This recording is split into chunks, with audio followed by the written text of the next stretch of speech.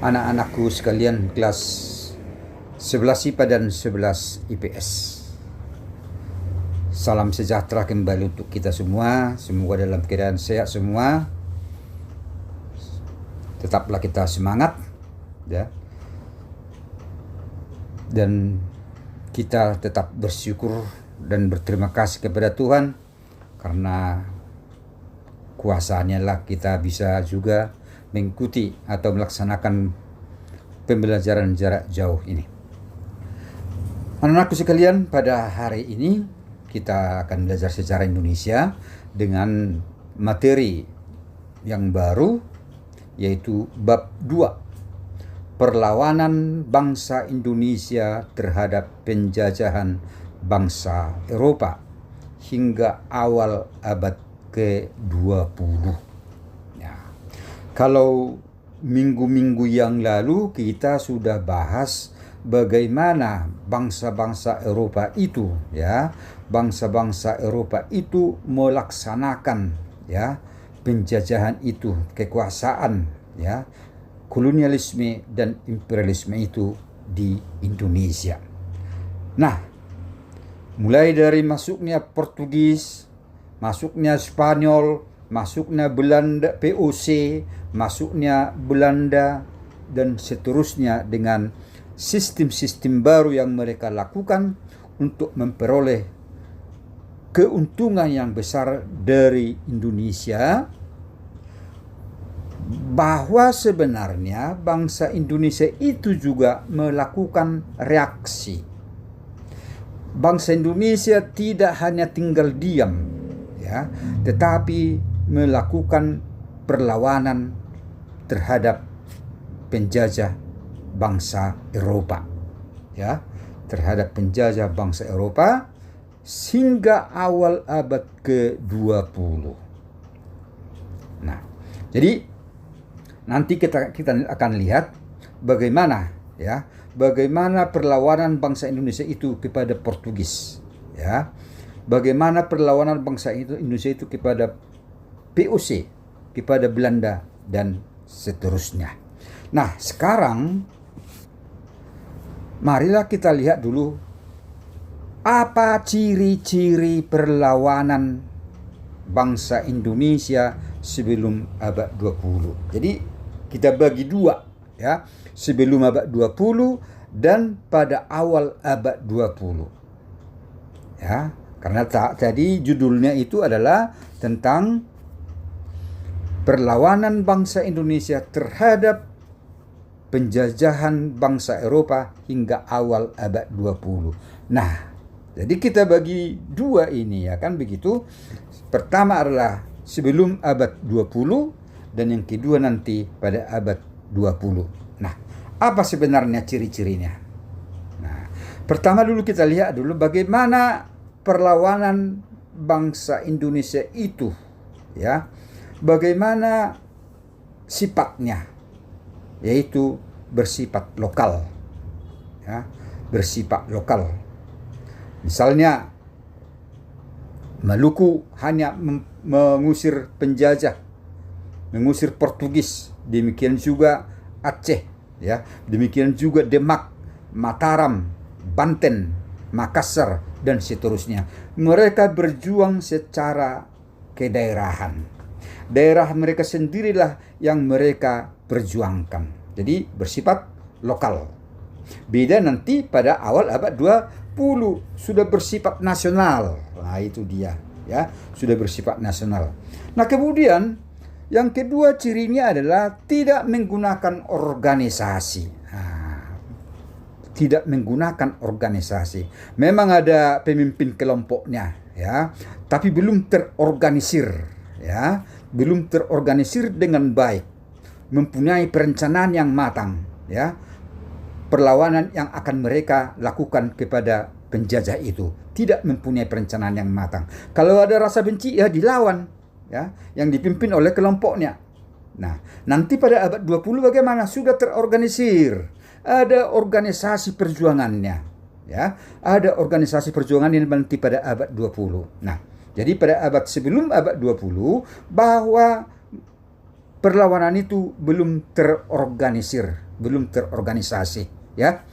Nah, kemudian adalah bahwa pemimpinnya itu adalah pemimpin yang disegani di tengah masyarakat, ya, yang disegani di tengah masyarakat. Ada yang menyatakan diri sebagai misalnya Ratu Adil, ada misalnya dikatakan sebagai pemimpin masyarakat yang disebut sebagai raja, keturunan bangsawan, dan lain sebagainya. Nah, nanti pada abad 20 apa? Dipimpin oleh kaum intelektual. Nah, itu bedanya. Di sini oleh orang-orang yang berpengaruh di kelompok masyarakat itu sendiri, sedangkan nanti pada awal abad 20 sudah dipimpin oleh kelompok-kelompok oleh tokoh-tokoh intelektual, ya, tokoh-tokoh terpelajar. Nah, kemudian bahwa pada masa sebelum abad 20 ini ciri perlawanannya adalah menggunakan, ya, kekuatan senjata, ya, bambu runcing. Ya, sebenarnya senjatanya masih sangat-sangat sederhana, tapi itu yang digunakan. Namun akhirnya mereka kalah. Nah, kemudian bahwa bangsa Indonesia, penduduk Indonesia pada masa itu mudah dipecah belah, ya. Belum ada rasa persatuan dan kesatuan, ya. Belum ada rasa persatuan dan kesatuan. Nah, itulah kira-kira apa ciri-ciri, ya, beberapa ciri perlawanan bangsa Indonesia kepada penjajah Belanda, penjajah Eropa, ya. Jadi yang pertama adalah bersifat lokal, kedaerahan, ya, belum terorganisir, kemudian dipimpin oleh tokoh-tokoh yang disegani di daerah itu, kemudian mengutamakan kekuatan senjata dan mudah dipecah belah oleh penjajah. Inilah ciri-ciri dari perlawanan sebelum abad 20. Nah, sekarang marilah kita lihat perlawanan bagian pertama. Perlawanan bagian pertama ini dikhususkan kepada Portugis, ya, Portugis. Ada beberapa perlawanan. Yang pertama itu adalah perlawanan rakyat Ternate terhadap Portugis. Mengapa terjadi pemberontakan ini? Karena adanya monopoli dagang Portugis di Ternate. Kemudian bahwa Portugis itu mencampuri urusan-urusan kerajaan Ternate dan Tidore, ya. Dan Portugis itu menyebarkan agama Katolik di tengah masyarakat Maluku yang beragama Islam. Ini adalah sebagai latar belakang mengapa terjadi perlawanan rakyat di Ternate. Sekali lagi, karena Portugis melakukan monopoli dagang, kemudian Portugis melakukan campur tangan, intervensi terhadap, ya, kerajaan Ternate dan Tidore, dan penyebaran agama Katolik di tengah masyarakat Maluku yang beragama Islam. Nah, kemudian anak-anakku sekalian, tokoh perlawanan rakyat Maluku itu antara lain Sultan Hairun, ya, Sultan Babulah, ya, Sultan Babulah. Nah, pada tahun 1579, ya, bangsa Portugis berhasil diusir dari Maluku. Yang akhirnya nanti mereka pergi ke timur, ya, hindarkan atau menjauhkan diri dari serangan dari Ternate dan Tidore. Mereka menjauhkan diri ke timur, yang itulah nanti menjelma menjadi Timor Leste. Nah, kemudian yang kedua perlawanan rakyat Demak, ini kepada Portugis, masih kepada Portugis. Nah, apa yang menjadi latar belakangnya? Sama yang di Ternate tadi juga, karena Portugis melakukan monopoli dagang, ya. Kemudian bahwa Portugis mengadakan kerjasama dengan Pajajaran, ya. Kemudian perebutan pelabuhan Sunda Kelapa. Pelabuhan Sunda Kelapa merupakan pintu masuk pedagang-pedagang, pintu masuk ke Pulau Jawa, ya. Pintu masuk ke Pulau Jawa. Akhirnya untuk memperebutkan itu sebagai tempat yang sangat strategis, sangat terbuka, maka terjadilah perlawanan terhadap Demak. Nah, kapan sebenarnya perlawanan itu dimulai? Ya, dimulai itu semenjak Portugis sudah mulai berkuasa di daerah Malaka, ya, di daerah Malaka. Maka untuk menyerang Portugis di Malaka, Raden Patah, ya, Raja Demak, ya, mengirim anaknya Pati Unus menyerang Portugis di Malaka tahun 1512 dan 1513. Tetapi perlawanan tersebut yang dipimpin oleh Pati Unus gagal. Namun walaupun demikian, saudara-saudara, anak-anakku sekalian, pada tanggal 22 Juni 1527 Fatahillah, ya, Fatahillah berhasil mengusir Portugis dari Sunda Kelapa, yang akhirnya Sunda Kelapa itu berganti nama menjadi Jayakarta. Itulah sekilas tentang bagaimana perlawanan rakyat Demak terhadap Portugis, ya. Sekarang kita masuk kepada yang ketiga, yaitu perlawanan rakyat Aceh terhadap Portugis, sama kepada Portugis juga. Nah, apa yang menjadi latar belakangnya? Mengapa terjadi perlawanan rakyat Aceh itu kepada Portugis?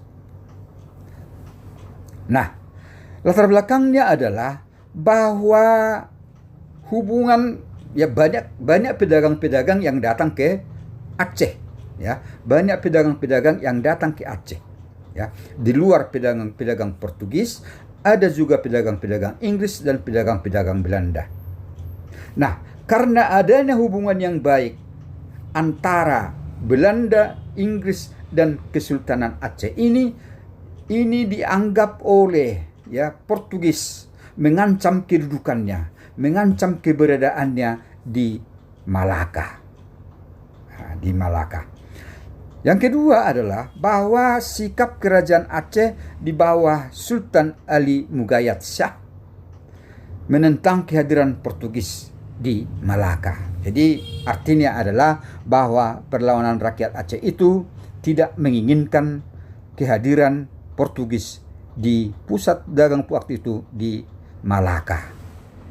Nah, Sultan Iskandar Muda adalah sebagai tokoh, ya, yang membawa Kesultanan Aceh mencapai kejayaannya, menyerang bangsa Portugis di Malaka tahun 1629. Walaupun demikian, dia gagal mengusir Portugis dari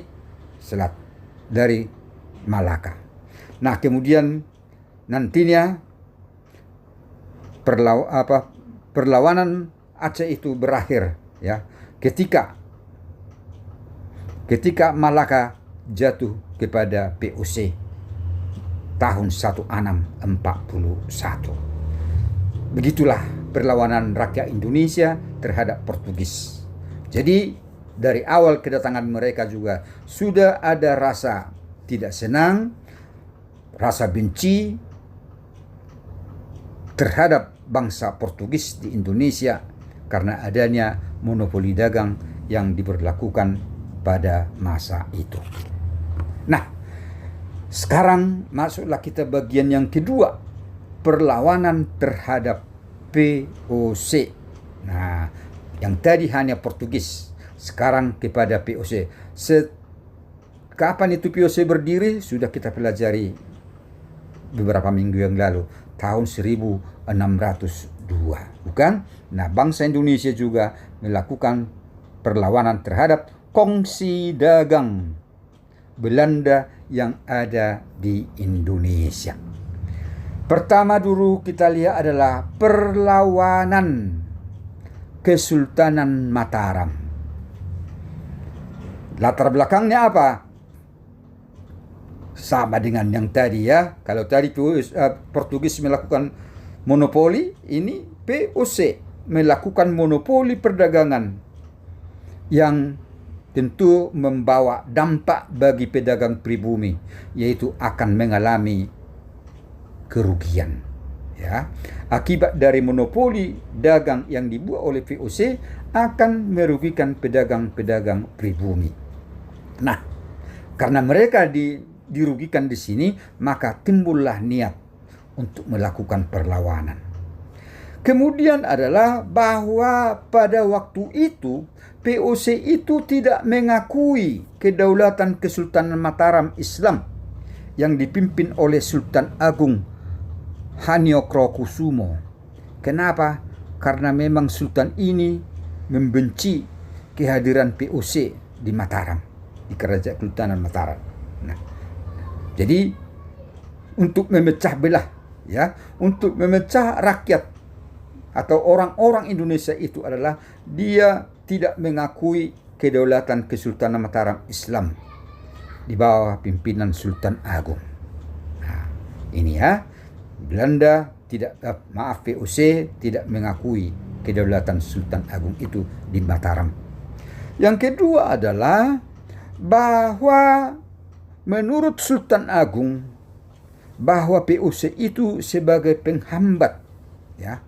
VOC itu sebagai penghambat untuk mewujudkan cita-citanya. Nah, itulah faktor atau latar belakang mengapa Kesultanan Mataram melakukan perlawanan terhadap VOC. Tokoh perlawanan Mataram terhadap VOC adalah Sultan Agung, ya, yang menyerang VOC di Batavia 1628 dan 1629, namun gagal. Kemudian setelah Sultan Agung wafat, pemerintahan Sultan Amangkurat pertama 1645-1677, Kerajaan Mataram justru memilih bekerja sama dengan VOC. Artinya setelah mangkatnya Sultan Agung, yang Sultan Agung dulu membenci, ya, lawan daripada VOC, tetapi setelah dia digantikan oleh raja berikutnya, akhirnya Kerajaan Mataram justru bekerja sama dengan VOC. Kemudian selanjutnya adalah perlawanan Kesultanan Banten. Ya, perlawanan Kesultanan Banten. Apa yang menjadi latar belakangnya? Persaingan dagang dengan VOC di Batavia. Ya, pedagang-pedagang pribumi, pedagang-pedagang Kesultanan Banten bersaing dengan VOC di Batavia. Nah, karena persaingan itulah, maka rakyat atau Kesultanan Banten, ya, tidak menginginkan kehadiran VOC di Banten. Kemudian adalah rongrongan VOC terhadap politik Kesultanan Aceh. Nah, VOC ikut campur tangan di Kesultanan Banten, ya, melakukan politik pecah belah, ya, mencampuri urusan-urusan kesultanan. Nah, itulah kira-kira latar belakangnya. Kemudian tokoh yang memimpin perlawanan terhadap VOC yaitu Sultan Ageng Tirtayasa 1651 sampai 1682. Nah, kemudian perlawanan Sultan Agung mengalami kegagalan juga setelah putranya Sultan Haji lebih memilih bekerja sama dengan VOC. Terjadi, ya, bahwa anak Sultan Ageng tidak satu paham dengan ayahandanya. Ayahandanya melawan VOC, padahal tetapi Sultan Haji bahkan memihak kepada VOC. Terus perlawanan itu dilaksanakan oleh rakyat Banten sampai dipimpin oleh Kiai Tapa dan Ratu Bagus. Artinya bahwa Kesultanan Banten itu tak pernah berhenti, ya, menunjukkan kebenciannya, ya, menunjukkan perjuangannya ke daerahnya. Mereka tidak berhenti tanpa batas. Itulah Kesultanan Banten. Kemudian perlawanan rakyat Makassar. Apa yang menjadi latar belakangnya? Kebijakan monopoli dagang VOC, terutama rempah-rempah yang merugikan rakyat Makassar, ya. Jadi VOC di Makassar melakukan monopoli dagang. Ada juga pelayaran hongi, ya kan?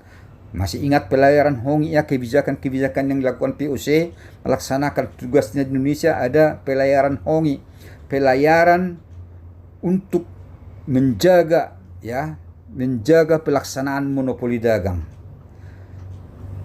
supaya pedagang-pedagang pribumi menjual barang dagangannya hanya kepada VOC. Inilah yang ditantang oleh tokoh pemimpin perlawanan dari Makassar, yaitu Sultan Hasanuddin, ya, sekitar tahun 1653 sampai 1669. Karena keberaniannya, dia dijuluki sebagai ayam jantan dari timur, ya, ayam jantan dari timur. Dialah yang menolak monopoli dan keberadaan VOC di Makassar. Itu sebagai latar belakangnya. Nah, karena kegigihannya, ya, dia gigih tetapi tidak berhasil mengusir VOC dari sana, bahkan selalu mengalami kegagalan. Akhirnya dia menandatangani suatu perjanjian, namanya Perjanjian Bongaya, pada tanggal 18 November 1667. Apa isinya? Nah, ini. Apa isi daripada perjanjian Bongaya itu? 1. Kesultanan Goa Talo mengakui monopoli perdagangan VOC. Nah, ini. Selama ini tidak diakui oleh Sultan Hasanuddin, tetapi melalui perjanjian ini ditegaskan bahwa Kesultanan, ya, Goa Talo itu harus mengakui monopoli perdagangan VOC. Kemudian melarang bangsa-bangsa asing, ya, melarang bangsa asing kecuali Belanda, ya, melakukan hubungan dagang dengan Kesultanan Goa Talo. Tidak boleh bangsa asing, ya. Hanya Belanda saja yang melakukannya di Goa Talo. Kemudian di samping itu bahwa mereka harus membantu kerugian perang. Kesultanan Goa Talo harus membayar kerugian perang. Kemudian dalam perjanjian ini ditegaskan bahwa kerajaan Goa Talo, ya, harus mengizinkan berdirinya benteng pertahanan yang disebut dengan Benteng Rotterdam, yang merupakan benteng VOC di Makassar. Jadi VOC diperbolehkan mendirikan benteng pertahanan, yaitu Benteng Rotterdam. Kemudian Kesultanan Goa Talo harus mengakui kedaulatan kerajaan Bone. Nah, itulah tentang perlawanan rakyat Makassar. Nah, anak-anakku sekalian, ini masih sampai VOC, Portugis dan VOC, ya kan? Sudah kita lihat tadi bukan, perlawanan Portugis, perlawanan Ternate kepada Portugis, perlawanan Demak kepada Portugis. Kemudian masuk masa kekuasaan VOC, ya kan? Perlawanan Banten kepada VOC, perlawanan Mataram kepada VOC, perlawanan Makassar kepada VOC. Untuk sementara sampai di sini dulu materi kita, ya. Sampai di sini materi kita. Nanti akan kita lanjutkan dengan perlawanan berikutnya, yaitu perlawanan bangsa Indonesia terhadap Belanda.